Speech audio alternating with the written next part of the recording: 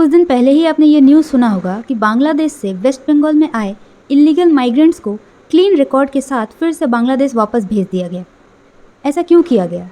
इसका एकमात्र कारण है कि इंडिया के जेलों में कैदियों की संख्या बहुत ही बढ़ गई है, या यूँ कहें कि कैदियों की रहने की जगह कम पड़ रही है। 2021 के डेटा के अनुसार इंडियन जेल की कैपेसिटी 4.2 लाख है और फिलहाल इंडिया के जेल में लगभग 5.5 लाख कैदी बंद हैं। और ये प्रॉब्लम इंडिया की किसी एक स्टेट की नहीं है, बल्कि पूरे इंडिया की है। और सबसे ज़्यादा ओवरक्राउडिंग उत्तराखंड, उत्तर प्रदेश और दिल्ली के जेल में देखी जाती है।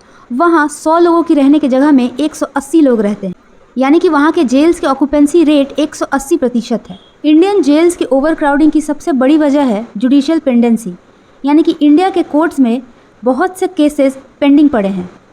लगभग 4.7 crore cases are pending all over the Indian courts, और उनमें से 87% केसेस सबऑर्डिनेट कोर्ट्स में पेंडिंग है, 12.4% केसेस हाई कोर्ट्स में पेंडिंग है, और उनमें से 1,82,000 केसेस ऐसे हैं जो कि 30 साल से पेंडिंग पड़े हैं इंडिया के कोर्ट्स में। और ऐसा इसलिए क्योंकि इंडिया के कोर्ट्स में बहुत वैकेंसी रहती है जजेस की, और इंडिया के पॉपुलेशन के अनुसार जजेस के नंबर भी कम हैं। इंडिया में 1 मिलियन पॉपुलेशन के लिए 50 जजेस हैं, जहाँ की अगर हम दूसरे कंट्रीज से कंपेयर करें तो अमेरिका में 1 मिलियन पॉपुलेशन के लिए 100 जजेस होते हैं। और दूसरा कारण है इंडिया में जेल्स की ओवरक्राउडिंग का अंडर ट्रायल प्रिजनर्स। इंडिया में 2 तरह के प्रिजनर्स होते हैं, एक कन्विक्ट्स जिनका गुनाह प्रूफ हो गया होता है जुडिशरी के सामने, और दूसरा अंडर ट्रायल्स जिनका गुनाह अभी तक प्रूफ नहीं हुआ होता है जुडिशरी के सामने, यानी कि ऐसे लोग जिनको शक के बिना पे गिरफ्तार किया गया हो या फिर उनका केस अभी तक कोर्ट्स में सुना ही ना गया हो, उन्हें बोलते हैं अंडर ट्रायल्स। और according to the Indian law under trials are innocent, जब तक कि उन्हें गिल्टी प्रूफ ना किया जाए उन्हें इनोसेंट माना जाता है। और इंडिया में 67% of the prisoners under trials हैं, यानी कि 67% बेगुनाह लोग इंडिया के जेल में बंद हैं, and this is just because of the pendency of the justice. तीसरा कारण है high cost of legal fees, यानी कि इंडियन जजेस की फ़ीस इतनी हाई होती है कि एक आम गरीब आदमी उस फीस को बेयर नहीं कर पाता है और मजबूरन उसे जेल में ही रहना पड़ता है, चाहे वो बेगुनाह हो या गुनहगार। और मान लेते हैं कि अगर कोई ये फ़ीस दे भी पाता है तो फिर कितने दिन तक देगा और कब तक देगा? वो फिल्म का डायलॉग तो आपने ज़रूर सुना होगा, तारीख पे तारीख, तारीख पे तारीख। ये सच में इंडियन जुडिशरी सिस्टम में होता है, और इसलिए लोग कोर्ट कचहरी के चक्कर से डरते हैं, क्योंकि लोगों को पता है कि अगर वो एक बार किसी भी कानूनी कार्रवाई में पड़ गए तो उन्हें ज़िंदगी भर कोर्ट कचहरी के चक्कर काटने पड़ेंगे। अगला कारण है वेकेशन कल्चर इन इंडिया, यानी कि इंडिया में इतने सारे रिलीजन हैं और उन रिलीजन्स के फेस्टिवल्स पे छुट्टियां भी मिलती हैं, और कभी कभार तो ये देखा जाता है कि जजेस 30-40 दिन के समर वेकेशंस पे चले जाते हैं और इधर लोग अपने जस्टिस के लिए रो रहे होते हैं। ये वेकेशन कल्चर भी कहीं ना कहीं जुडिशियल पेंडेंसी के लिए रिस्पॉन्सिबल है। इस जुडिशियल पेंडेंसी के कारण इंडियन सोसाइटी पे बहुत ही बुरा इम्पैक्ट पड़ता है।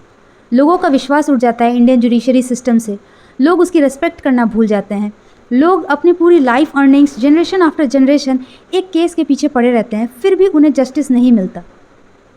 कितने बेगुनाह लोगों की ज़िंदगी बर्बाद हो जाती है। और यही नहीं, इसका इम्पैक्ट इंडिया की इकोनॉमी पे भी पड़ता है। इकोनॉमिक सर्वे के अनुसार जुडिशियल पेंडेंसी के कारण इंडिया को हर साल 1.5% ऑफ जीडीपी का लॉस होता है।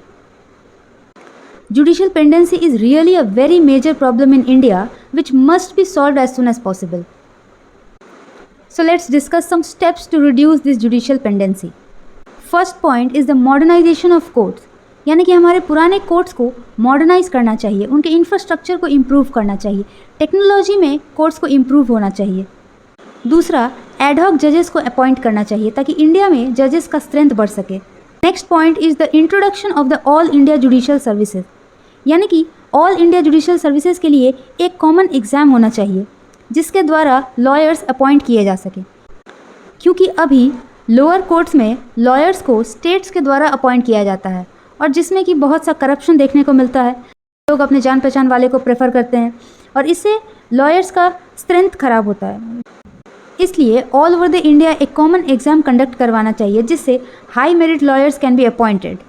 Next is the introduction of the Indian court and tribunal services, यानी कि इंडिया में सिर्फ जजेस की कमी नहीं है, कोर्ट में स्टाफ्स की भी कमी है, सो उसे भी पूरा करना चाहिए। Information technology should be diploid for court management so that the cases should be arranged and managed properly. और अल्टरनेट डिस्प्यूट रिड्रेसल मैकेनिज्म को स्ट्रेंथन करना चाहिए, यानी कि अगर केस कोर्ट के बाहर भी सॉल्व हो सकता है विदाउट जुडिशियल प्रोसीडिंग के, तो उसे प्रेफर करना चाहिए। जैसे कि एग्जाम्पल लोक अदालत। Last but not the least, unnecessary arrest को कम करना चाहिए, यानी कि बिना वजह किसी को भी गिरफ्तार नहीं करना चाहिए। So that's it for today, and if you want to add some points, please comment in the comment box and keep following, keep on learning for more upcoming facts. Subscribe the channel if you haven't done yet.